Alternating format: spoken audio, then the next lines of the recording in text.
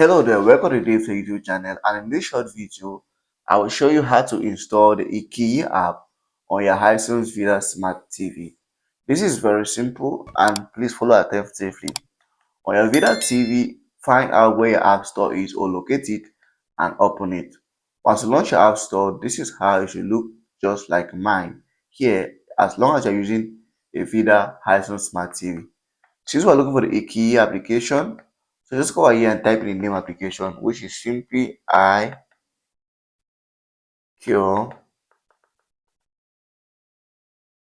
again, Y I again.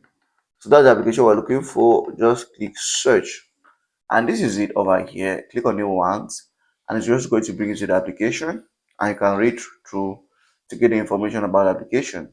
Now, once it's done, just click on install, and the application is going to be installed.